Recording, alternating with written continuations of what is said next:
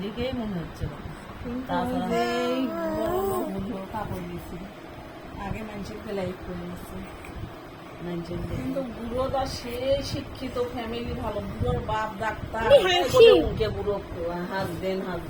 আমার জামাই করে কি খারাপ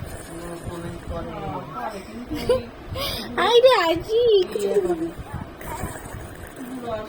খারাপ কাজ করে মা ধরো অতই বুড়ো দেয়